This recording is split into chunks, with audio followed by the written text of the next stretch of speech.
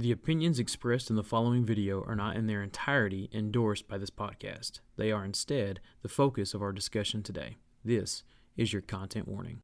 I did one video on artificial intelligence in the Bible, and people started acting crazy. So here are a couple of explanations in scriptures. First of all, you have to read the scripture with the right mindset, because many of the men in the Old Testament were given visions about the time that we live in. They were looking into the future at a modern society and did not have the vocabulary to explain what they saw, so they had to use the terms of that day to explain what they were seeing in a vision in our day. For example, the Apostle John was given a vision of warfare in the future. He didn't know what a helicopter was, so he said it looks like a grasshopper. He said its wings roar like the sound of many horses galloping. That's the sound a helicopter would make. He also said that this grasshopper had the ability to shoot snakes that had fire in their tails. Well, that's what a missile would look like to somebody 2,000 years ago who was looking into the future. You can find that in Revelation 9:7-10 and Revelation 9:18-19. In Daniel 12:4, the angel told Daniel that his vision of end-time events would happen when people would move with speed and there would be an explosion of knowledge. An angel could not tell him it would be a time of technology and it would be a time of artificial intelligence, because that did not exist back then. So he had to simply say men will move with speed and there'll be an explosion of knowledge. What he was talking about was a time of technology and the rise of AI. In Revelation 13, John said he was looking 2,000 years in the future. He said he saw men create a statue. He watched them give the statue life, which is electricity, and then the statue had the ability to speak. Well, the man is looking into the future. He doesn't know that this is a robot. He thinks it's a statue. But what he said about the statue is that when they brought it to life, the statue was the one who gave the command for everyone to receive the mark 666. That's found in Revelation chapter 13. Hit the follow button for more. Audio Jungle.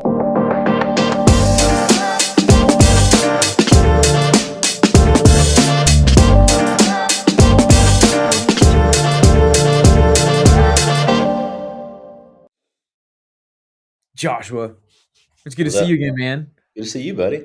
Oh, I'm excited. This is episode. So I was looking at our log because we're fancy. We have a log now, but I was looking at our log. This is episode 55 that we're recording. So I mean, do whatever math you want to. If we're doing 12 episodes a season, once a month, we've made it to 55 episodes. However many years that is going to be the thing that we release on April Fools, but won't actually be an April Fool's Day joke. It's just going to be when we release it. So I just thought that was awesome. Like, we've done this for 55 episodes. People have, for whatever reason, clicked on our videos and decided that we're worth listening to, at least for a little while. But we do appreciate it. I appreciate regardless of how long you watch. If you're going to click off of our video, do us a favor, though. If you watch like 5 minutes of the video and then decide you want to do something else, just go ahead and grab the little bar at the end and like fast forward all the way to the end of the video. So YouTube thinks that you've watched the whole thing, and that helps us a lot. But man, how's it been? How you doing?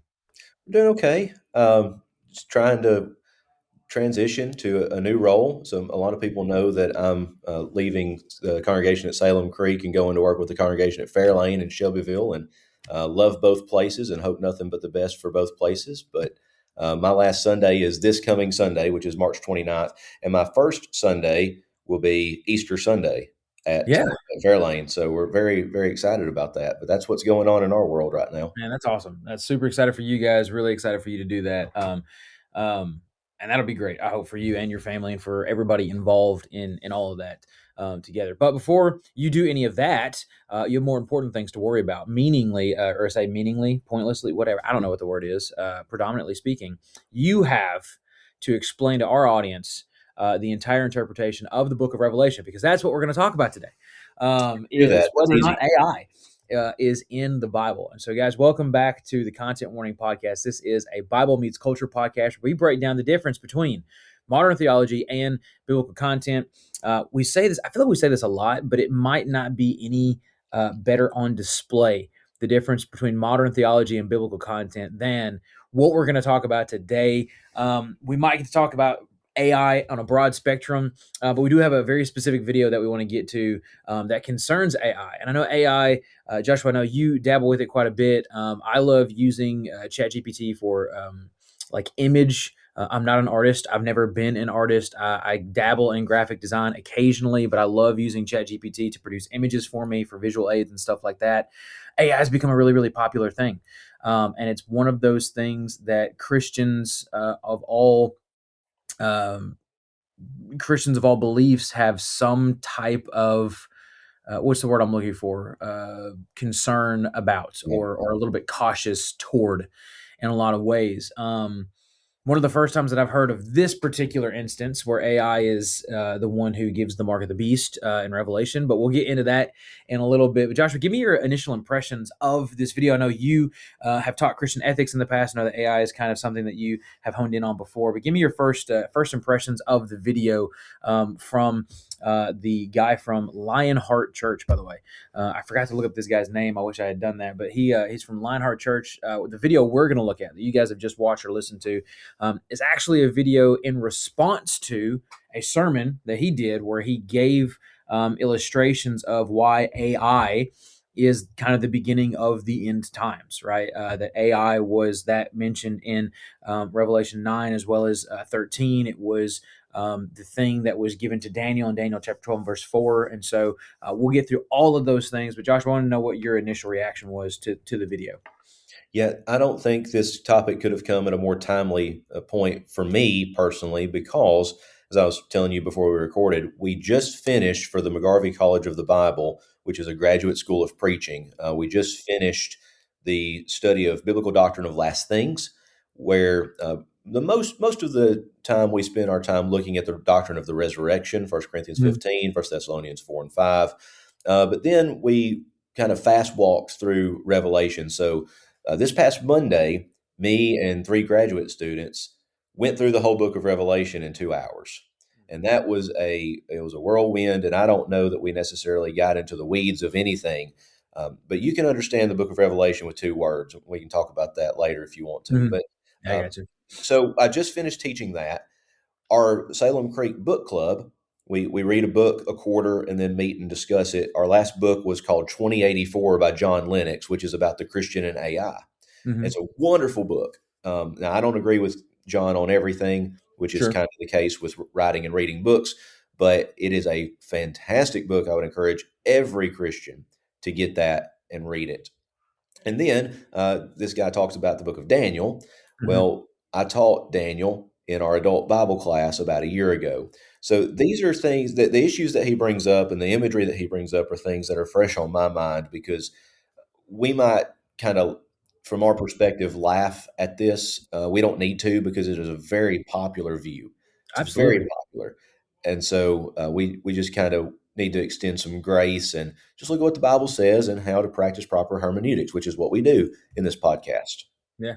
Going all the way back to episode 1, right? We established our Swiss cheese theology Right. model. But Otha or Otha, Otha Turnbow is the guy's name from Lionheart Church. It's actually a church in Georgia, I Mm. believe. But he comes up with this. And Joshua, the very first thing that went through my head, like before I really dug into what he was saying, the very first thing that went through my head was something we've talked about before. You can make the Bible say whatever you want, right? Like I can pull anything I want from wherever I want. I can make the Bible fit whatever idea I have.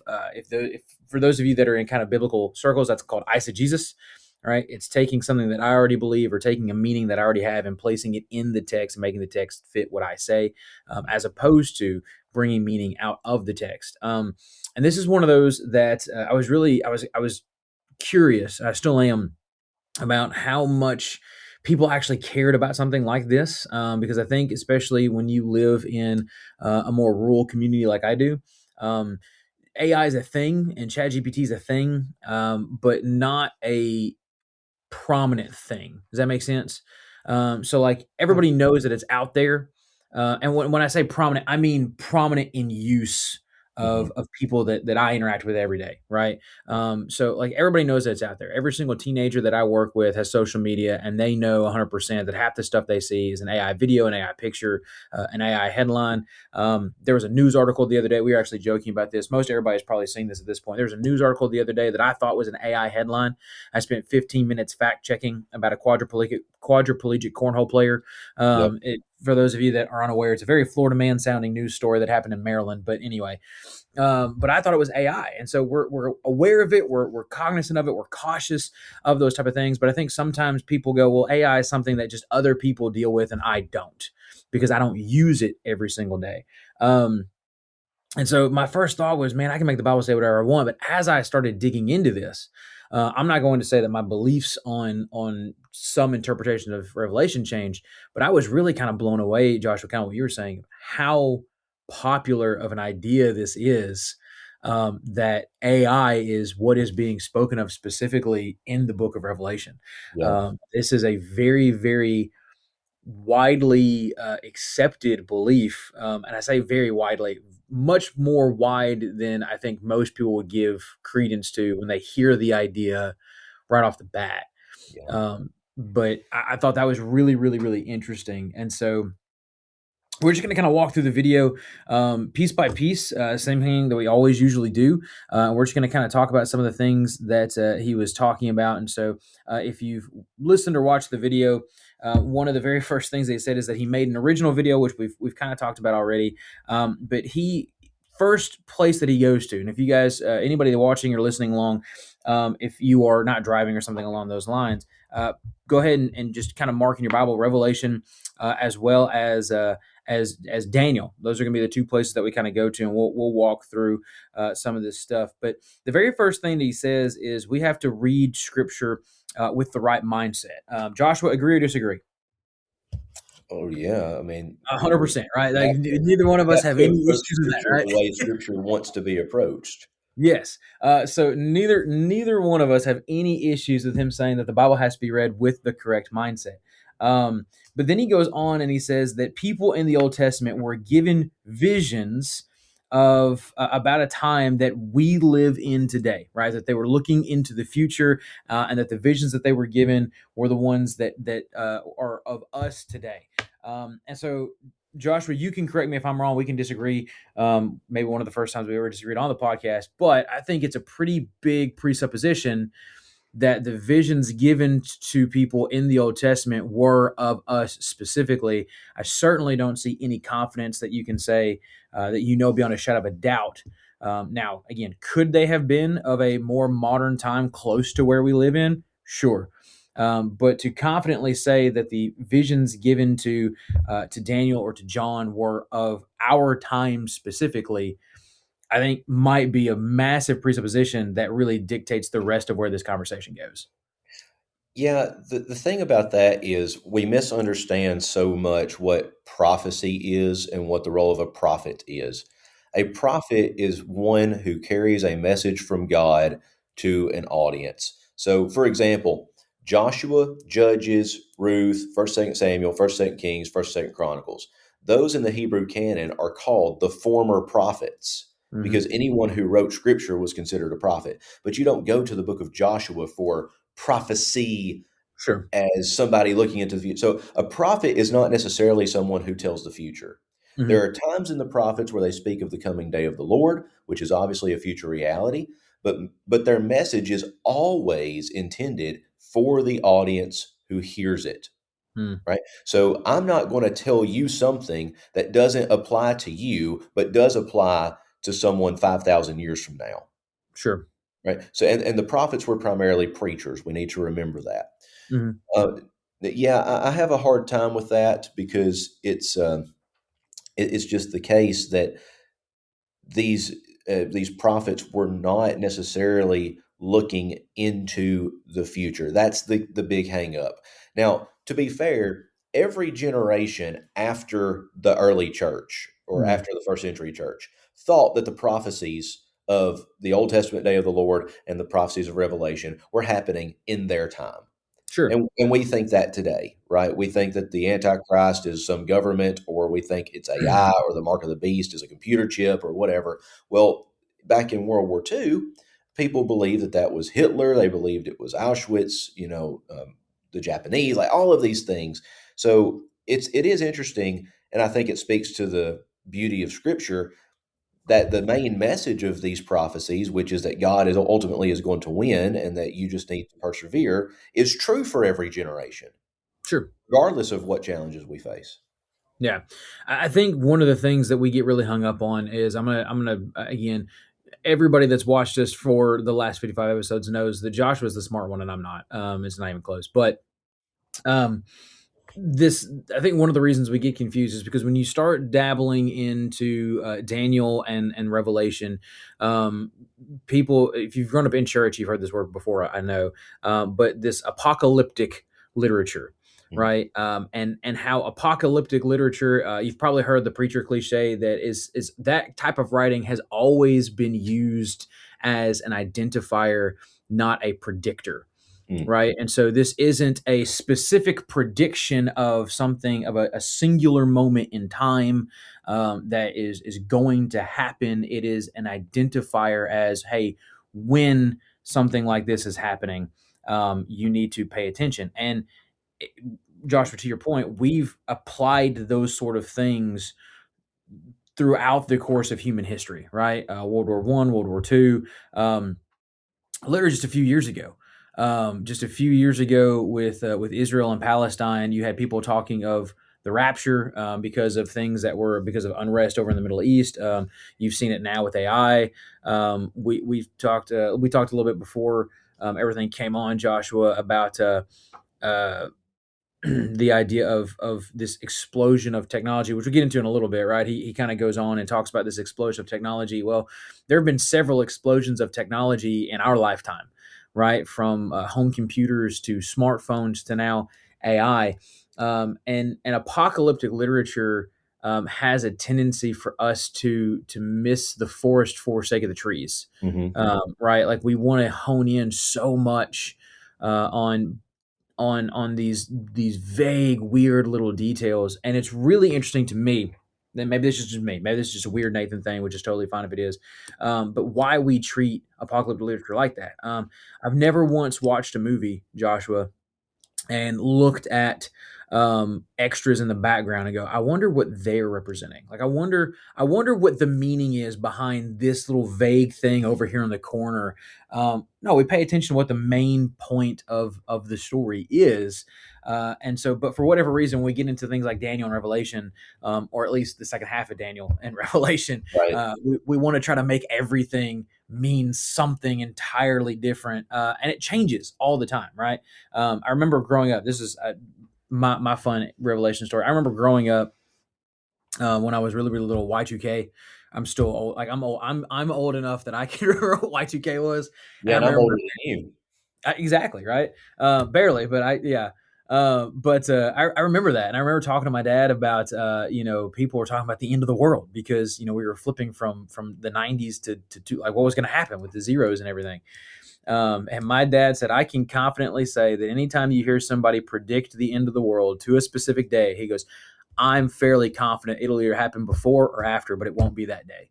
Yeah. Like that was my dad's thing all the time growing up was it won't be that day. I was like, he's like, I think God has enough of a sense of humor that he's not going to let somebody be right on that particular day. But anyway, but that's neither here nor there. And so I think sometimes we miss a lot of that stuff. Um, so to remember that a lot of these things are supposed to be identifiers, not predictors of a very specific moment in time. He does say, and maybe Joshua, you can go into this a little bit too. He does say, and one thing that I do think maybe causes a bit of this is the vocabulary that they had back then was different than the vocabulary that we have today, and so they couldn't reference modern day things with things, like later on in the video, he'll mention a helicopter, right?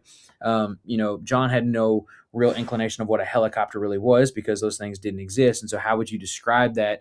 And again, it sounds good, right? We'll talk about that in a little bit when we get into Revelation chapter 9 because I think he's missing a couple of key components that helicopters may or may not have. But the vocabulary thing might be a bit of a credence that hinder lends itself to maybe misapplying some of the things that we see as symbolic in scripture. Hmm. You think there's merit to that at all? Um, I think to go back to your discussion of apocalyptic literature, biblical genre is very important. I'm not going to read the book of Psalms the way that I read Genesis, right? Yeah. Because Psalms is poetry, Genesis is narrative mostly. Um, I'm not going to read Revelation the way that I read Matthew because Mhm, Revelation is apocalyptic. So this may be helpful to our audience. The first three letters in the word apocalyptic, APO, I mhm, have an acronym for that that will help you understand how to interpret apocalyptic literature. So, A, it's an attention grabber. When you mhm. read apocalyptic literature, you're hooked because it's just It's very weird. vivid. It's weird. It's It's vivid, right? weird. We'll Um, look at it in just a second, but yeah, it's weird. yeah. P, it is protective, Mhm. which means I write to you in apocalyptic literature because you know what it means. I know what it means, but somebody else does not know what it means. Yeah, Right. So Revelation is written to churches who are being persecuted. Should the government, the Roman government, get their hands on that document and see the spreading of the gospel of Jesus, that would be detrimental to the church. And so it's protective. Even the word apocalypsis means hidden, right? mhm, Um, and then the O is occasional, meaning that the apocalyptic literature refers to something happening that mattered for the author and audience of that time. So APO, attention, protective, occasional. If we remember that, we can have a good foundation on how to approach apocalyptic literature. Now, what you were saying about the vocabulary, it is true that these mechanical devices like helicopters or modern warfare, nuclear bombs, those kinds of things, that the ancient people would not have known about them. They would have not had a way to describe them. That's true. But when we see this heavenly realm, for example, the throne room in mhm. Revelation 4 and 5, when we see like Isaiah chapter 6 with God's presence in the temple, we see descriptions of these things that no eye has seen and no ear has heard, right? And Yeah, that's what so how do you describe that to someone who doesn't know it? Well, you use this imagery in sort of a parabolic sense that I'm going to take something you're familiar with, like a locust, sure. but I'm going to soup it up to describe what's happening here with these plagues. And by the way, I say it all the time, and I've been saying it more and more recently, but if you only know your New Testament, you don't know your New Testament. Oh, for You sure. cannot read Revelation 9 without first having read the Exodus, Mhm. right? You For just can't sure. do it. So they use imagery, but they use it for a purpose. It's not necessarily to describe a thing, Mhm. but to describe the result of the thing or the event or the tragedy or the end result, we might say. Yeah. Yeah, you make a really, really good point. And so, one of the first things that he does in that nature is he talks about how John. So this is John's exile, by the way, when he writes the Book of Revelation. He talks about. So if you're confused as to why I keep referencing John, John writes in Revelation in chapter 9, verses 7 through 10. He says that John's been given a vision of warfare, right? And so he didn't have. This is the example that he uses. He didn't have the ability to say what a helicopter was because he didn't know what a helicopter was, and so he describes it in the best way that he can, and he calls them grasshoppers. Okay, I could kind of see. Some modern day helicopters kind of having a very similar silhouette maybe to a grasshopper or locust, but if you go into your Bible and look at Revelation 9 verse 7 through 10, it says, the appearance of locusts was like horses prepared for battle. Something like golden crowns was on their heads. Their faces were like human faces. They had hair like woman's hair. They had teeth like lion's teeth. They had chest like iron breastplates. The sound of their wings was like the sound of chariots running with horses rushing into battle. They had tails with stingers like scorpions. So their tails had the power to harm people for 5 months. So all of these things he mentions in the video specifically that they had the things that were on their heads and that they sounded like chariots and lots of horses. And yeah, if that's all you're paying attention to, yeah, when a helicopter first kind of gets going, you could maybe see an argument to be made for that sounds like an army of horses running. Those wings kind of sound like that. I do find it really interesting, though, that in the description that he gives of a helicopter, he doesn't say anything about having women's hair on it. He doesn't say anything about what the teeth looked like. I find it interesting that the tail of a scorpion, which had the power to harm people for 5 months, if I get smacked with the tail of a helicopter, I'm going to be down for a lot longer than 5 months. Just throwing that out there. But then he kind of goes down to verses 18 and 19. Um, I think it's verses 18 and 19, where he talks about the snakes that shot. Let's see, verse 17. This is how I saw the horses and their riders in the vision. They had breastplates that were fiery red, sulfur yellow. The heads of the horses were like the heads of lions. From their mouths came fire and smoke and sulfur. A third human race was killed by the three plagues, by the fire, by the smoke, and by the sulfur that came from their mouths. This was the power that they had, right? And so you could, for the power of the Verse you're horses, talking about is verse 19. yeah, verse 19 is, yeah, what I was looking at right here. For the power of the horses in their mouths and in their tails, because their tails, which resemble snakes, have heads that inflict injury, right? And so, kind of going back to what I said at the very beginning, yeah, if I really, really wanted to make that seem like a helicopter, I can pick and choose some of those things and I can make that seem like a helicopter. The problem that I think a lot of people run into is that is a apocalyptic description that could be a whole lot of things. It doesn't have to be a helicopter, right? There's also a lot of things that are missing, or things that are missing from his original video that aren't mentioned in scripture that maybe give a more complete picture of something as opposed to just a helicopter. Does that make sense? Yeah, but I think even that is an unnecessary argument. It's not a bad argument, but it's Sure, unnecessary because in verse 7, it says the appearance of the locust were like. sure. So you're describing this locust swarm. How Hmm. do you describe the locust swarm? And he's going to use really demonic imagery to describe the locust swarm, which is a demonic force on the world. Um, and but he doesn't. If he was going to describe, let's say that he had this vision of a helicopter, didn't know how to describe it, he wouldn't say the locusts were like because he's describing the locust. He would say Right. what I saw was like Yeah. the horse prepared for battle, and it sounded like this, and it had wings and hair and teeth and these things. Right.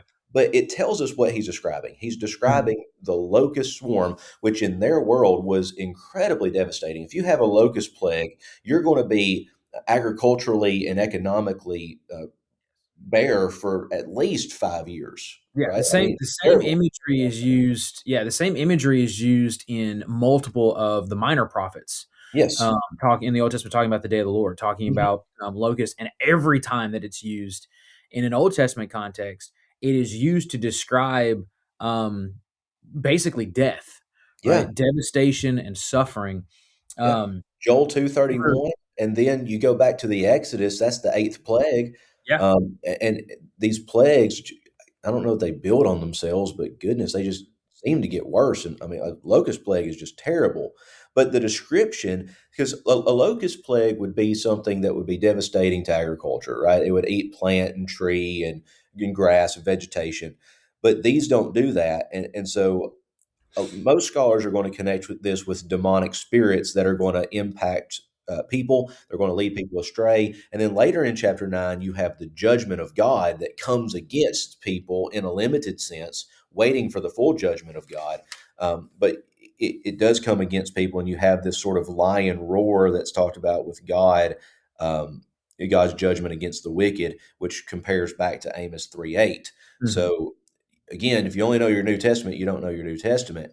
right. And that's what I see most, Nathan, with these people who try to bring Revelation or Daniel or Ezekiel into today Yeah. is they just don't know their Mhm, Old Testament. yeah. And that's made pretty obvious, I think, with the next one too, because the next thing that he follows up with immediately is he goes into Daniel chapter 12, right? And so Daniel's vision, he says that the Lord told Daniel that in his vision, the end events, right, the end of times would happen in a moment when his words were, people would move with speed and there would be an explosion of knowledge. And so Daniel chapter 12 and verse 4 says, but you, Daniel, keep these words secret and seal the book until the time of the end. Many will roam about and knowledge will increase. Okay, now you and I talked a little bit about this before we got on recording. I would really love to know exactly what translation he was using for that particular verse in Daniel, because knowledge increasing. Sure, I can give you that one. Explosion of knowledge, knowledge increasing. Maybe those are things that can coincide. But many will roam about. Joshua, I don't know about you, but if I'm setting out just to roam around, I'm not moving quickly. I'm literally, it's more of a, as we in the South would say, it's more of a mosey type pace. But Daniel chapter 12 and verse 4, this explosion of knowledge, this increase in knowledge, and that meaning you're going to move with speed. I'll let you talk about the language here in a second, but we talked about a little bit about this before. That has been something multiple times throughout the course of just our lifetime, right? You saw it with smartphones. You saw it with when they put at-home computers, the original supercomputer when it was created. That was a mark of the beginning of the end times. Joshua, you told me beforehand that you had seen where the invention of the automobile was kind of Mhm. pegged as the beginning of the end times, maybe referencing to Daniel chapter 12 and verse 4. And so I think one, again, going back to apocalyptic literature being an identifier, not a predictor, I think trying to pinpoint a specific moment in time where this has happened uh, is a bit, I don't want to say foolish. That makes it sound harsh, but is at the very least maybe not the safest thing to do, right? Like this just feels a little silly to try to pinpoint one specific moment in time, especially when that one specific moment has been predicted before, Mhm. right, or has been applied before. And so, but in kind of what you'll talk about here in a second, that word there for roaming, I really want to know where he got the word speed, right, where men would move quickly or with a certain amount of speed. Yeah, some of the study Bibles have that as a footnote, and that's very Okay. concerning. This is a common a common thing, and I have, like I said, I was teaching the book of Daniel, and I Yeah. saw in many commentaries and many study Bibles this idea of historically, ever since really the Enlightenment, people have said that the invention of automobiles or modern transportation, trains, airplanes, those kinds of things would is what's referenced here. As you rightly pointed out, this phrase it comes from the Hebrew word "shoot." It's the PL imperative or PL imperfect, I should say, which is kind of it's not a future tense. It's like incompleted action, meaning they are currently doing it. Mhm. The better translation would be to move without direction. Rove about would be a good one, but we don't really talk that way. Yeah. The Net Bible says many will dash about. The ESV says, what does the ESV say? Verse 4, shall run to and fro. That's good. But you only can, well, let me say this. The Bible tells us what it means when it says Yeah. this. We just have to go to another passage. So in Right. Amos chapter 8 and verse 12, Mhm. Amos says, they shall wander from sea to sea and from north to east, and they shall run to and fro, that same word used there, to Right. seek the word of the Lord, but they shall not find it. So, what are they running for? What are they looking for? They're Yeah. looking for the word of the Lord because the day of the Lord has come and they're looking for salvation, but they're not going to find it. Now, I will say, the beautiful thing about Daniel that makes me feel a lot better is over and over and over again, Daniel is given these visions and he talks to angels and he talks to God and he asks questions and he does not understand. And at Mhm. the end of Daniel 12, Daniel does not understand these things, but he is told to put these things in a book and shut them up so that future generations will understand them. Does that mean that we are the future generation? Not necessarily, because in Daniel 9, 10, 11, and 12, you see the unfolding of what we call the intertestamental period. Sure. And it is my view, I got to be careful when I say that though, but it is my view that the first century Jews should have looked at Daniel and seen Jesus. Mhm.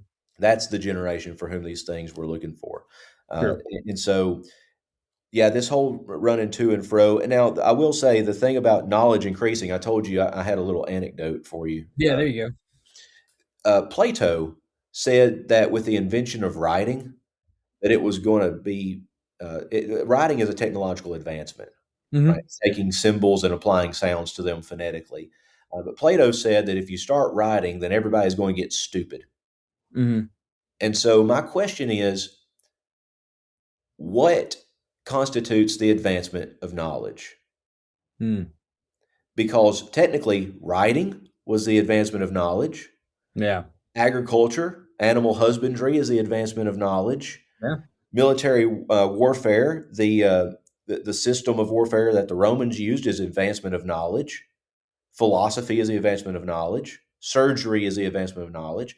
Does it have to be the Enlightenment? Does it have to be the Industrial Revolution? Does it have to be artificial intelligence? Like, how do we know what the advancement of knowledge is? Mm, That's a serious question that we need to ask if we're going to make this apply to our day. absolutely. Um, and so you look at that, and I'm not going to ask you to flat out interpret all of Daniel chapter 12, but trying to purposely make a connection from Revelation to Daniel back to Revelation, Joshua, as we've talked about before, is leaving out a whole lot of context, Mm-hmm. right? And again, going back to, if I want to make the Bible say something specific, if I want to eisegete a belief into it, this is exactly what you would expect. And again, nothing on this guy particular. Again, I'm not trying to make it seem like I'm calling this guy out. I do think that there are definitely some people that agree with his theory and not necessarily his certainty. Mm-hmm. When it comes to AI being mentioned in the Bible and how these might be indicators of a particular time. But this is exactly what you would expect if you had a preconceived notion and wanted the Bible to validate your preconceived notion. You would look at an isolated passage in Revelation, connect it back to Daniel, and then go back to Revelation again, right? And so he's kind of piling these all on top of one another. So we were in Revelation 9, then Daniel chapter 12, and then he finishes up this video looking at Revelation chapter 13.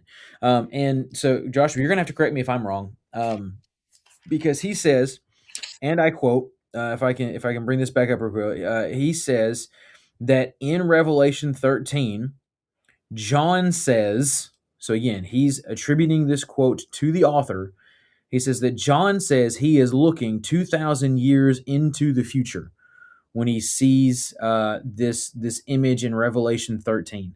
Um, I read Revelation 13 three times before we got on here. You correct me. Nowhere in Revelation 13 does John say, and I looked 2,000 years into the future, and this is what I saw. I would argue that he says the opposite, So, despite those many words, because when he talks about the beast, it says he rose out of the sea, verse 1, 10 mhm. horns, 7 heads, 10 diadems on his horns, So, and and pause right blasphemous. there real quick. Like, this right here is exactly where I like to bring people when I talk about apocalyptic literature and when we say that it's weird, Mm, right? And you don't have to make everything mean something, but this is a part that I love where it's like, hey, look, this is a beast coming out of the sea that has 10 horns and 7 heads and 10 crowns, and where blasphemous names were written. And I saw a leopard and a bear. And mm, like, there's a lot of stuff here that we want to make mean something. yeah, but We it don't, does. But see, so you're here, right. You're so right. here's the thing. Here's the thing. These beasts that are described are exactly what is described in the book of Daniel. Yes. And Daniel tells us what those beasts are. They Yes.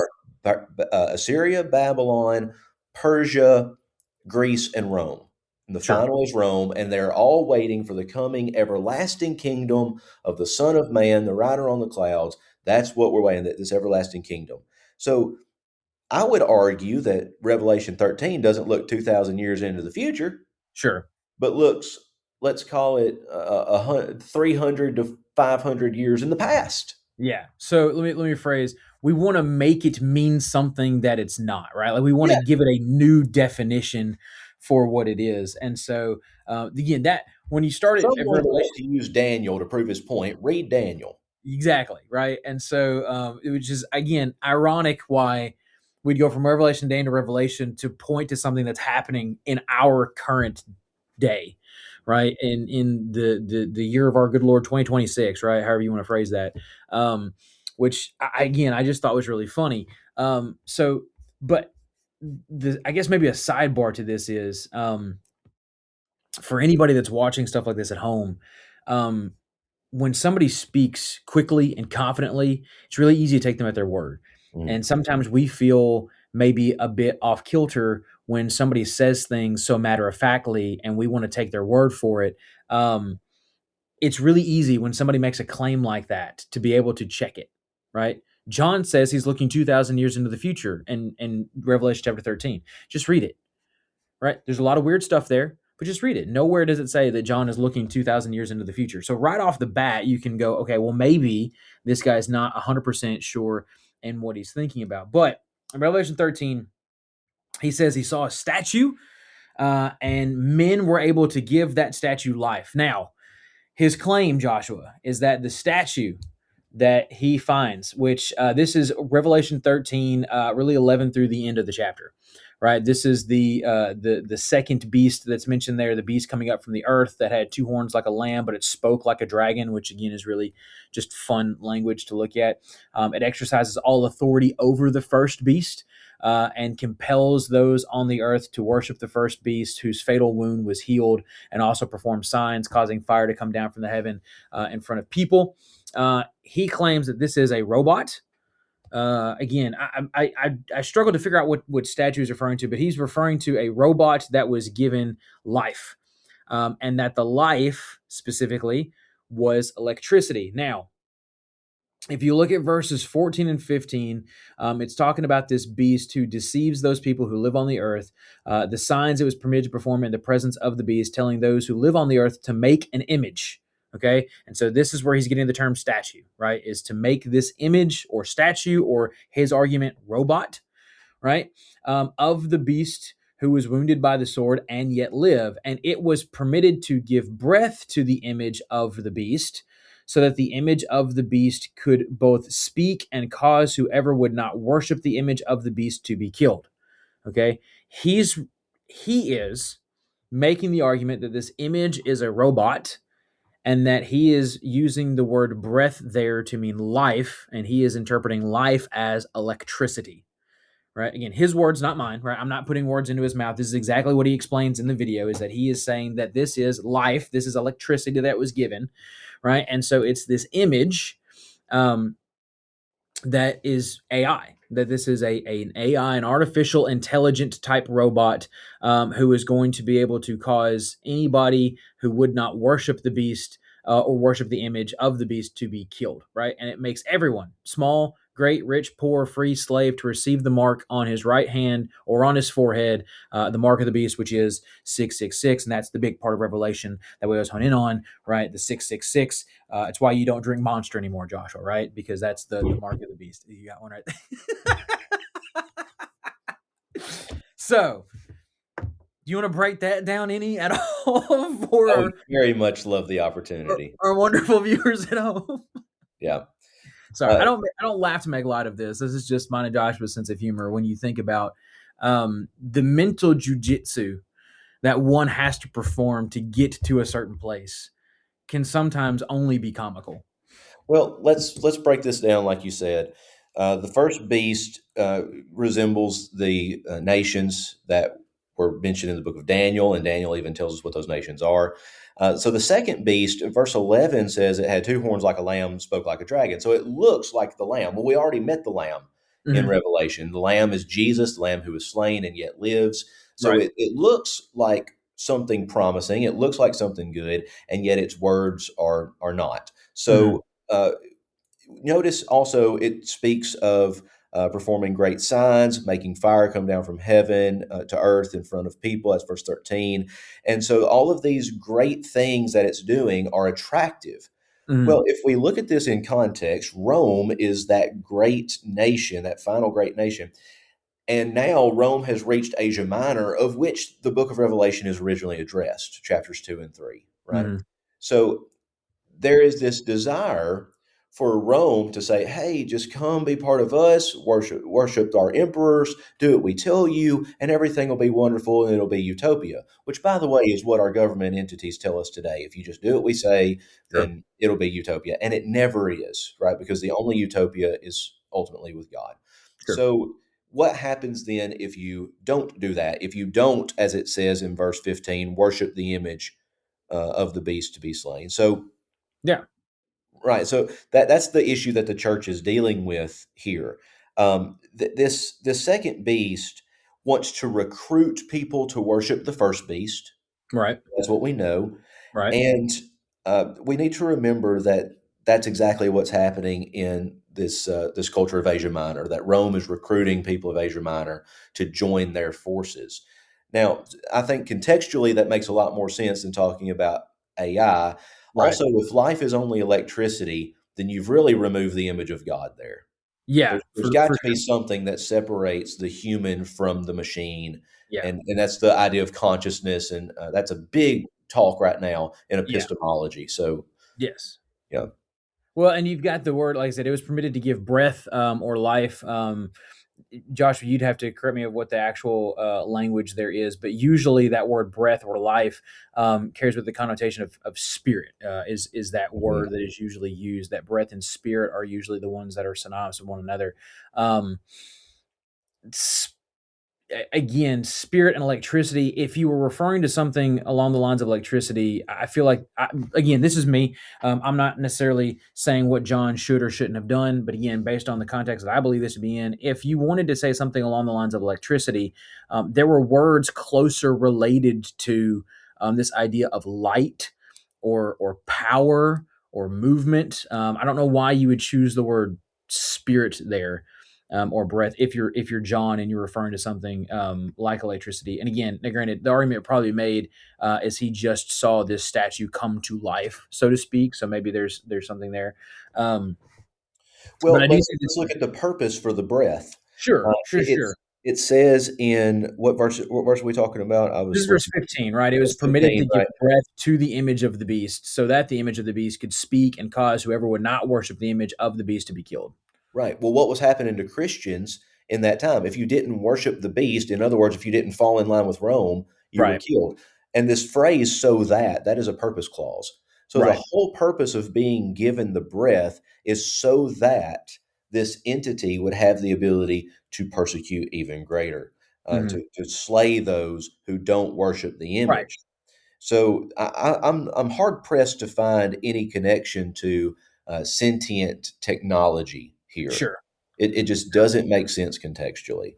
Well, and so again, as I was looking into this, this image, the idea of the image being an enforcer for a larger entity, I've actually seen some people give credence to that being uh, the government on a whole scale, right? When you think about the amount of technology that we have that surveils us, right? That we're under constant watch, but nothing that would suggest this is we're getting ready to live in the time of Terminator, right? Hmm. This is, in fact, I was actually one guy was talking about this about how he believed Revelation 13 was actually referring to Disney specifically, the Disney Corporation. If you walk around Disney World for any length of time, you're going to notice animatronics, and those animatronics, some of them are very, very, very good, Hmm. right? And so you've got this robot that now all of a sudden has life. But that doesn't, it's again, in my opinion, and only my opinion, it's a far cry from a an animatronic at Disney World to that animatronic then breaking free and enforcing some type of agenda through no means of its own, right? And so a lot of these things um, are theory, right? When we want to try, and again, I'm not saying that the guy, please don't hear what I'm not saying. I am not saying that the interpretation that his or the Thurgood, I'm not saying that his interpretation of Revelation I agree with as correct, but this is his theory and his interpretation of apocalyptic literature, right? And so I think that that is something that needs to be taken with a grain of salt. That this is something that, for the most part, people have spent massive amounts of time of their life on and have not come up with every single answer to what this is or what this is supposed to be. Joshua, I know several folks that would say that this isn't even an issue that ought to divide Christians on how you interpret certain parts of Revelation. Again, whether you agree or disagree with that, maybe it's not the conversation, but maybe the main part of the conversation I wanted to kind of get back to. Um,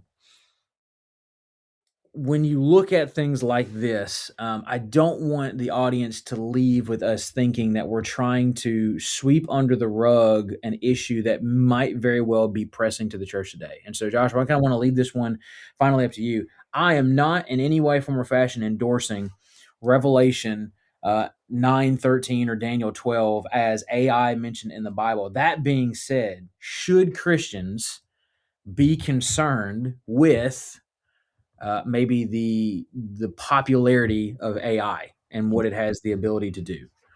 Yeah, so this is a huge ethical issue that has been coming up recently in Christian ethics circles. And I mentioned the book 2084. John Lennox actually put out, that book was published in 2014, I believe. He put out a new version of it, and the new version is much longer than the Yeah. original. So I would very much encourage people to Well, a read lot's that. happened since 2014. Yes. Well, so here's the thing, because I get asked all the time, as you do, like, should Christians use AI? What is it? Well, we need to remember artificial intelligence Mhm. is anything artificial that does something intelligent. A calculator is Sure. artificial intelligence. Google is artificial intelligence. Your cell phone, your microwave, it's artificial intelligence. And we've used that ever since they've been in existence, and we haven't really thought much of it. What we're really concerned about now are what's called large language models, which is ChatGPT, Sure. Grok, things like that. The ability to just spout out these things. And with every technological advancement, we lose an element of human intelligence. Yes. And that's what concerns me. I have students who write their essays at ChatGPT, and I'm very concerned that the next generation is not going to have the intellectual ability to logic or reason or Mhm. even write for that Yeah. matter. Um, now, what Linux writes about in the book is like artificial intelligence for surveillance purposes. That, like, even in China now, they have these cameras that can tell who you are without seeing your face, as Sure. long as they can see how you walk. Right. And China now has a social credit system that, I mean, if I jaywalk, I may not be able to buy a house Mhm. because that would impact my social credit system. That's very concerning. It's very much a 1984, to use Yes, George Orwell's. that's what I was about to say. This is not a new concept, right? It's not a new concept. Brave New 2084, World, 1984, these dystopian uh, books, Big Brother-esque. yeah, they've sort of predicted this in somewhat of a prophetic way, because they saw the trends of what was happening in their Yeah. time and where we were headed. And so the Christian needs to realize, number one, that in order for something to be a creation, the creator has to exist outside of and be sovereign over it. So Mhm. in Genesis 1:1, God created the heavens and the earth. He exists outside of time, space, and matter, and he is sovereign over it. Mhm. AI is an invention of humanity. Sure. Humanity will always exist outside of AI, and we will always be sovereign over it because that's how creation works. Mhm. Now, we need to be careful, number one, to maintain our integrity. We don't need to use AI and then pass it off as our own. We need to be people of honesty. I think it can be a great tool, but I see AI, especially like ChatGPT and Grok and things like that, the way that we viewed Facebook whenever it first came out. Like, oh, Mhm. this is a wonderful thing. We can have connection. We can keep up with people on the other side of the world. And it has really cost us our soul. Mhm. Just read Jonathan Haidt's book, The Anxious Generation. It has Yep. really cost us our soul. And I think that's what AI is going to do. And what I'm seeing now with social media is I'm seeing people our age and younger generations not on social media and actually actively not using Avoiding it. it. And I think what's going to happen with AI is I think our current generation that's growing up will grow up with AI. They'll depend on AI. And then the next generation or generation after that will look at AI the way we look at social media and say, no, I don't want this. This is Yeah. harmful and we're not going to do it. So I think AI is here to stay. I think AI is going to be incredibly useful in the realm of like medical advancements in science and mathematics, but I don't think it can replace human epistemology or Sure. theology, and that's where I'm seeing now a huge rise in philosophical conversation and theological conversation that hasn't been with moral relativism. So I really think that AI has its place. Finding what that place is going to be a Sure. real adventure. Sure. And so this is what I tell everybody that's ever asked me about AI and whether they should be worried. I get a lot of people that are kind of like, well, is AI going to take away jobs? Are we, are there going to be AI? The entertainment industry specifically. There was a massive thing that happened probably 2 or 3 years ago now, where Writers were potentially going on strike around Hollywood because they thought that scripts were going to start becoming generated by AI and that these computers Mhm. are going to be able to write better stories, or so on and so forth. Um, I tell everybody with AI, it is the same thing as any other thing that man has ever created. There are two things you need to worry about. You need to worry about your discernment when using them, and you need to worry about your use, right? So when as you navigate the world of AI, being discerning of what is AI and what isn't AI is very, very, very important. Being discerning of the kind of character that you carry with you with AI as an actual tool, right? Joshua, if I heard it once growing up, I heard it 10,000 times. I had to learn how to do math longhand because I was never going to be able to walk around with a calculator in my pocket every day, right? Mhm. Um, I can't do math longhand anymore, right? I mean, I can do some stuff, but you give me an algebra equation, I can't do it longhand. There's absolutely no way. I don't use it in my everyday life. Sorry, math teachers, I don't mean to like go, stomping on your parade or whatever. But if I need to know what 37 times 124 is, guess what? I'm pulling my phone out and I'm using my calculator. I don't care to try to do that longhand. Same thing is true with AI. You're growing up with AI as a thing that exists, and you have to discern what is and isn't going to be an appropriate use of that. And that's the other part of it, right? How I use it, how I choose to use it. And a lot of that boils down to the character that we have as Christians. Am I going to use AI to make everything in my life a shortcut? Or am I going to use AI as a supplemental tool to benefit me when it's appropriate, right? You were mentioning, Joshua, things like 2084 and 1984. I want to go on the record and say that I do not necessarily recommend this movie to anybody. But if you've ever, you know where I'm going with this. If you've ever seen the movie Idiocracy, a lot of what we're experiencing, something that was made as a parody back in 2006, now all of a sudden is really kind of scary because of how accurate some of that stuff is. Yeah. And so there is a sense in which the more you know, the dumber you get, Yeah. right? There's the reason that cliche has stuck around for as long as it has. And AI is certainly one of those tools that if you're not careful, you'll use it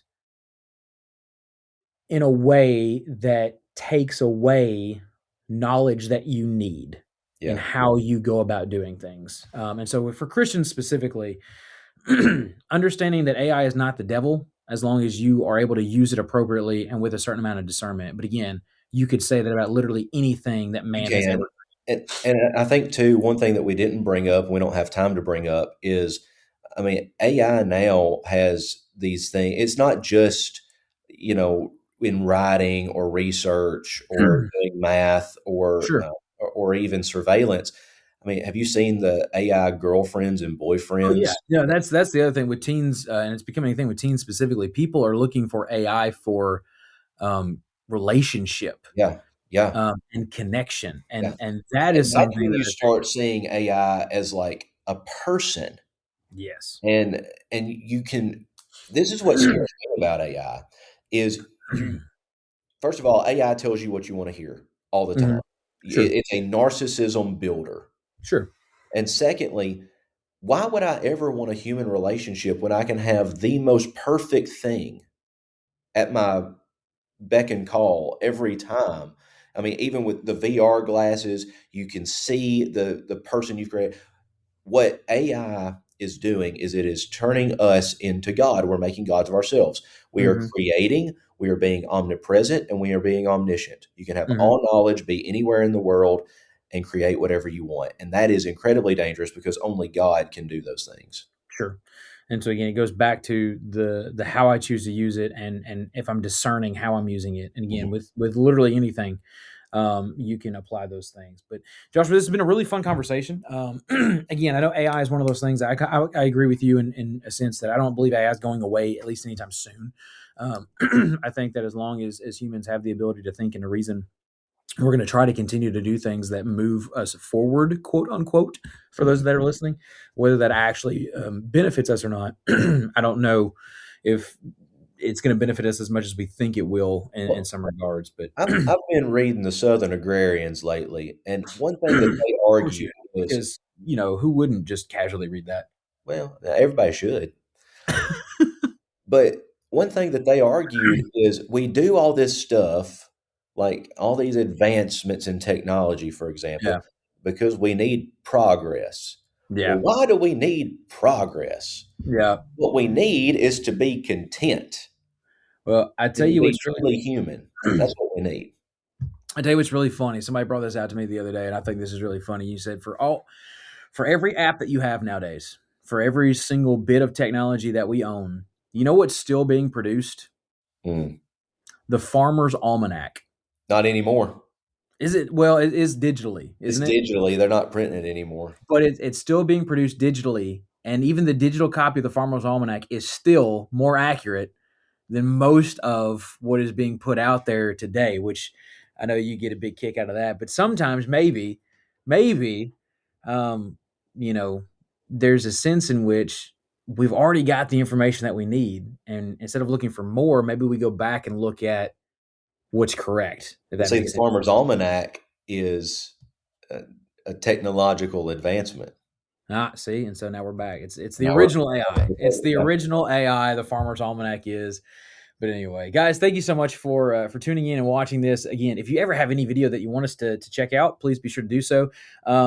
Send it to us. We'd love for us to be able to talk about things that you guys want to talk about. This is part of the reason we're having this conversation. We will eventually have guests back on. Again, I know it's been a minute since Joshua and I were able to get somebody on. I know you guys are just tired of listening and looking at just the two of us, but it's coming. It's happening. We're 55 episodes in. We will continue to do so as long as we can. We want to give a huge shout out to the Ministry League. We're part of their network of podcasters. They have a lot of really great stuff. You can check them out on YouTube as well. And guys, until next time, Joshua, I hope you have a great rest of the week and month. And who knows what's going to happen between now and the next time we record. But we love everybody, and we hope to see you then.